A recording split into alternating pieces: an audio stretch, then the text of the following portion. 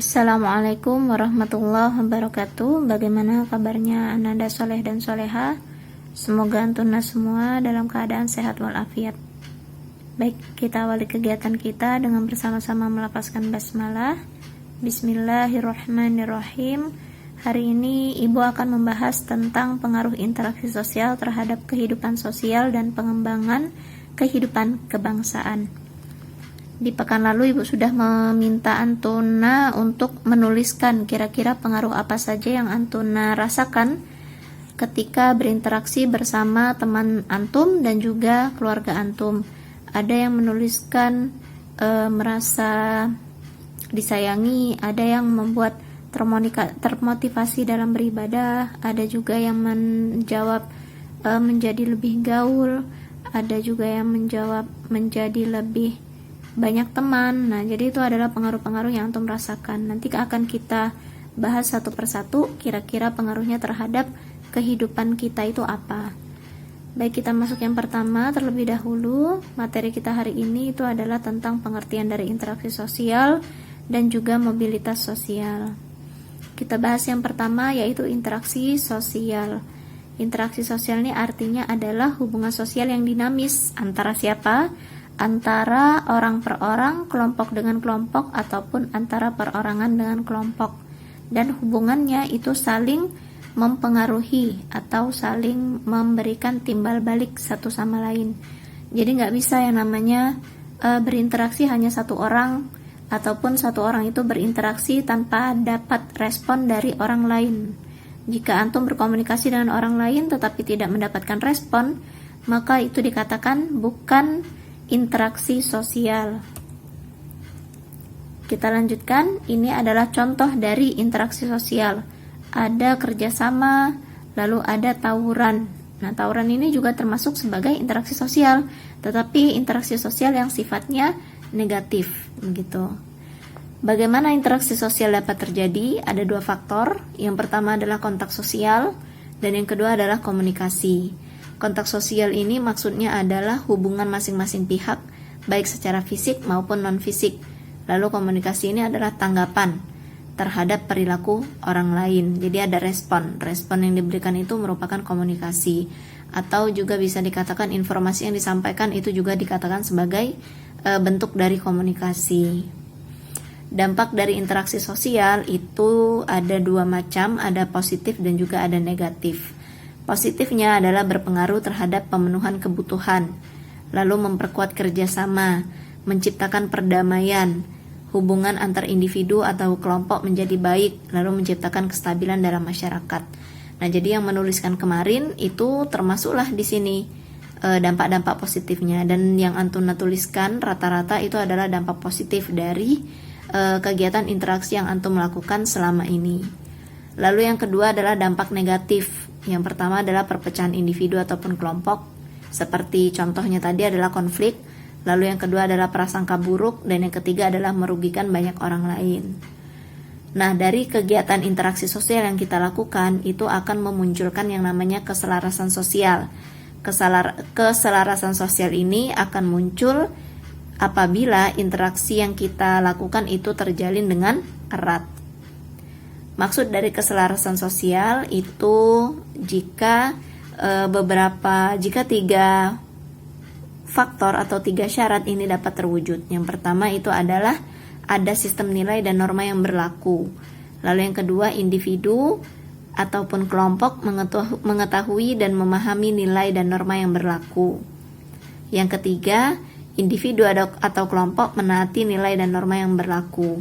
Nah, kalau misalnya tiga syarat atau tiga faktor ini tidak dapat dipenuhi, maka keselarasan sosial dalam kehidupan sehari-hari itu tidak akan bisa terwujud juga. Kita lanjut yang kedua, yaitu tentang mobilitas sosial. Jadi mobilitas sosial ini sebelum kita masuk ke dalam pengertiannya, boleh Antum baca pada ilustrasi di halaman 73 sampai 74. Dari kedua ilustrasi tersebut dapat kita simpulkan adalah gerak perpindahan seseorang atau kelompok dari status sosial yang satu ke status sosial yang lain dalam struktur sosial di masyarakat. Jadi ada perpindahan status sosial manusia ataupun masyarakat, begitu. Itu dikatakan sebagai mobilitas sosial. Jenis mobilitas sosial ada dua. Yang pertama adalah mobilitas vertikal dan yang kedua adalah mobilitas horizontal. Kalau mobilitas vertikal itu berarti perpindahan status sosial yang sifatnya tidak sederajat. Kalau vertikal itu kan berarti atas bawah, berarti dari kedudukan yang rendah ke tinggi atau dari tinggi ke rendah. Sedangkan kalau mobilitas horizontal itu adalah perpindahan kedudukan secara mendatar dalam lapisan yang sama.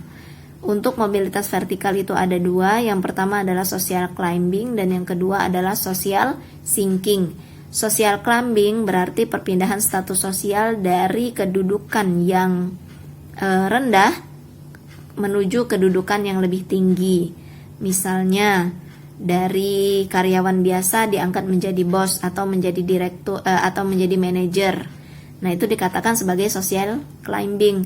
Tetapi kalau social sinking itu perubahan ataupun perpindahan status sosial dari kedudukan tinggi ke kedudukan yang rendah. Contohnya adalah dari manajer ataupun dari manajer ya, itu diturunkan jabatannya menjadi staf biasa, atau dari kepala sekolah menjadi guru biasa. Itu dikatakan sebagai social sinking. Sedangkan untuk mobilitas horizontal berarti itu perpindahan kedudukan yang dia mendatar atau lapisannya sama. Misalnya ibu sekarang bekerja di Nurul Ilmi. Sebelum ibu bekerja di Nurul Ilmi, ibu ngajar di SMP Al Arif.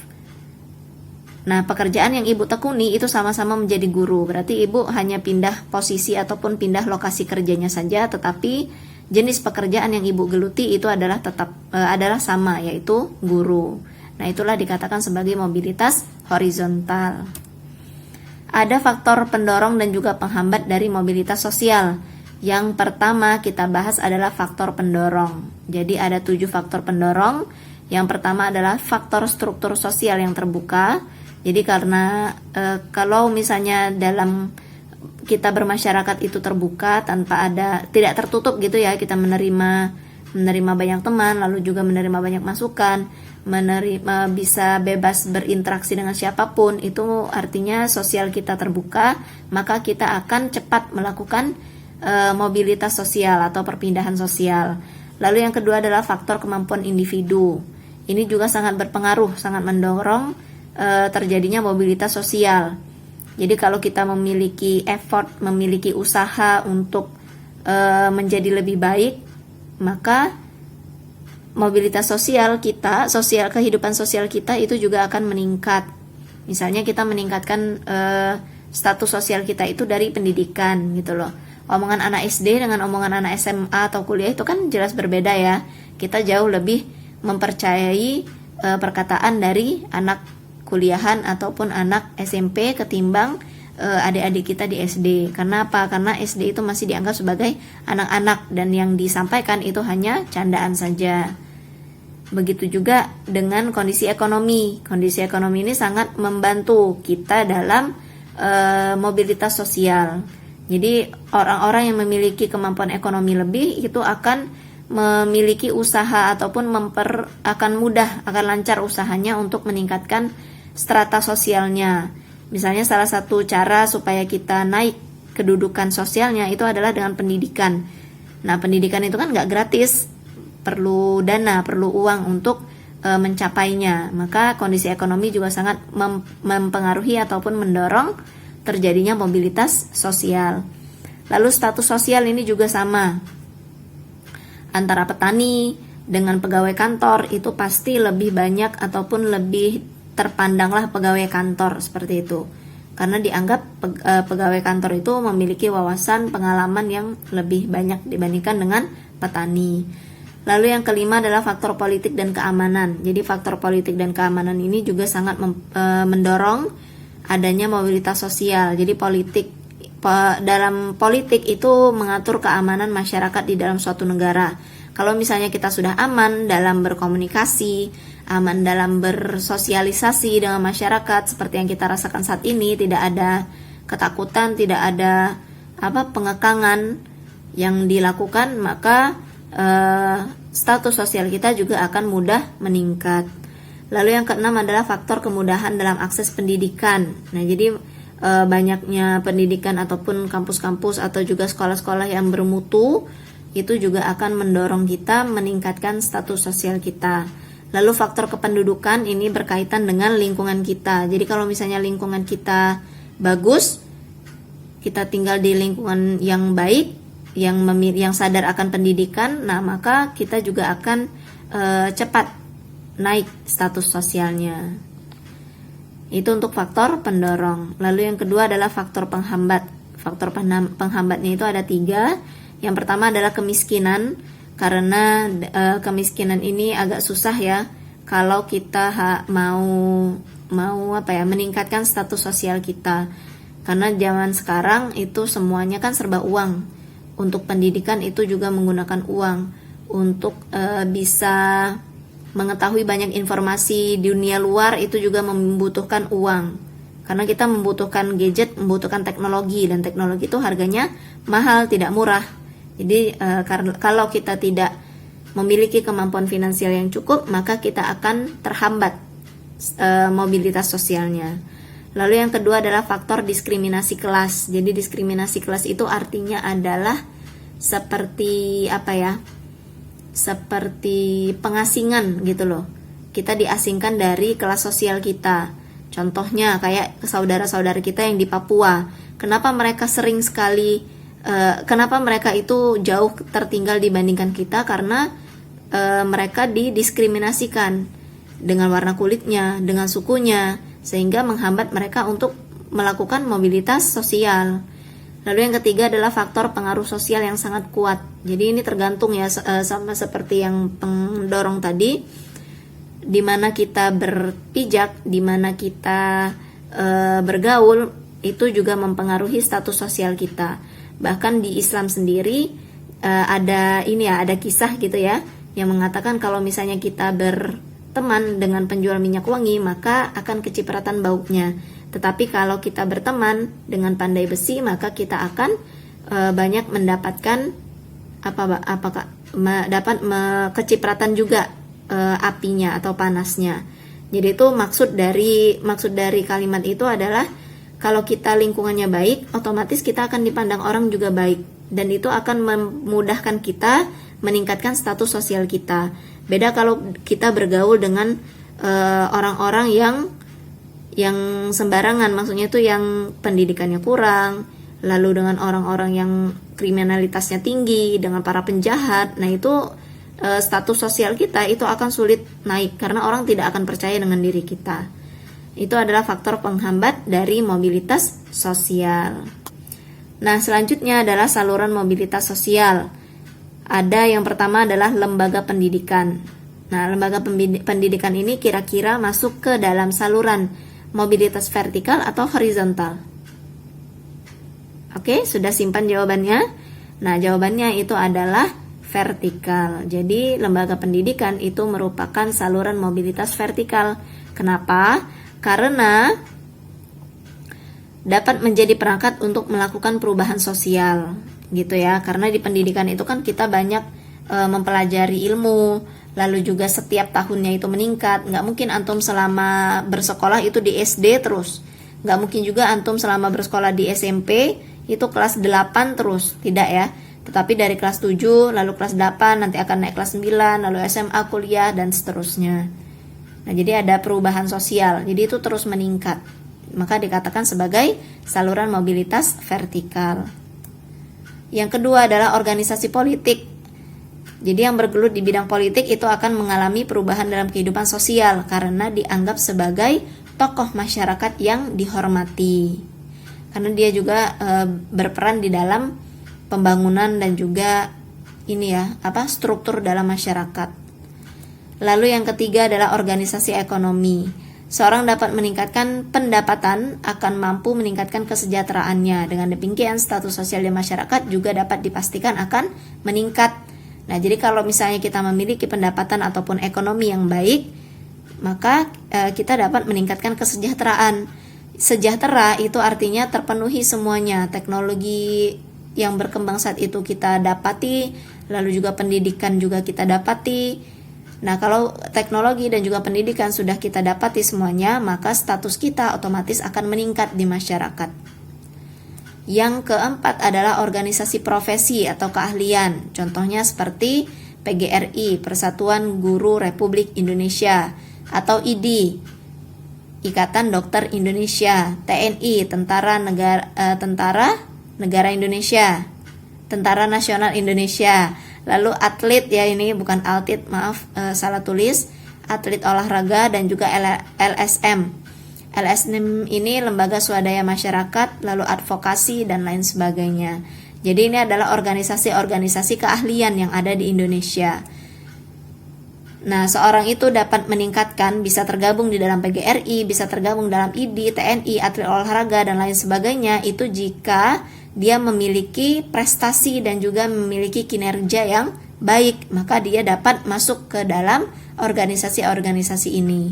Jika tidak, maka dia tidak bisa dikatakan meningkat mobilitasnya, dan dia dianggap belum bisa menaikkan status sosialnya melalui organisasi profesi. Nah, dampak positif dan negatif dari mobilitas sosial. Yang pertama adalah dampak positif. Dampak positifnya mempercepat tingkat perubahan sosial. Jadi berubah, perubahan sosialnya itu berubah dari yang sebelumnya hanya berpendidikan, hanya memiliki kemampuan finansial yang sedikit, tetapi dengan adanya mobilitas sosial maka dia akan menjadi sejahtera. Lalu meningkatkan integritas sosial. Jika dia sudah naik mobilitas sosialnya, sudah mengalami perubahan sosial atau status sosialnya meningkat, maka integritas di dalam bermasyarakat itu juga akan meningkat. Lalu mendorong seorang itu untuk menjadi lebih maju, karena apa? Termotivasi untuk menjadi lebih baik. Dampak negatif dari mobilitas sosial, yang pertama adalah timbulnya konflik, baik ini konflik batin ataupun konflik antar individu, atau konflik individu itu sendiri, atau konflik individu dengan orang lain. Nah, itu bisa dibaca macam-macam konfliknya di buku antum di halaman, tunggu ya,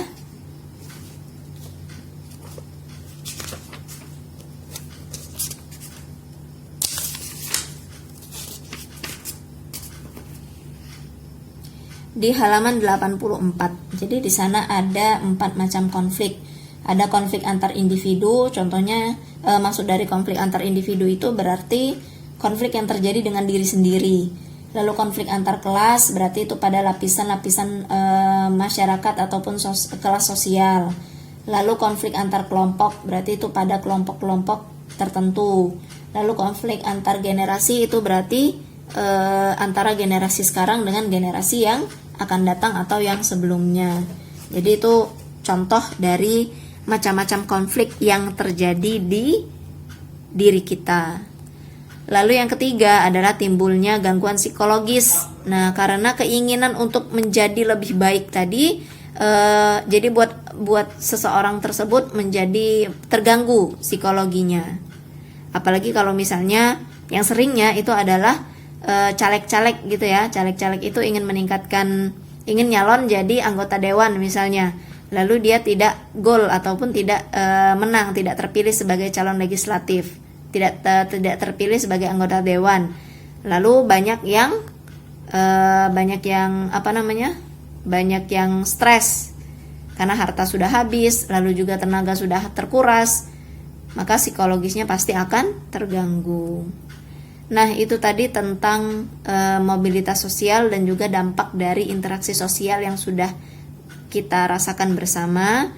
Untuk evaluasi pembelajaran kita hari ini, silakan Ananda kerjakan tugas di halaman 78, yaitu soal HOTS.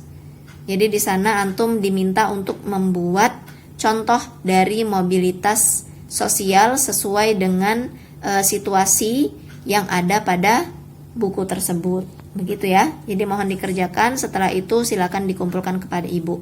Untuk materi hari ini, jika ada pertanyaan silakan ditanyakan, jangan sungkan, malu bertanya, maka antum akan jalan-jalan. Jadi mohon ditanyakan jika ada hal-hal yang tidak antum pahami. Mungkin itu saja yang bisa Ibu sampaikan. Lebih dan kurangnya mohon maaf. Ibu akhiri. Wassalamualaikum warahmatullahi wabarakatuh.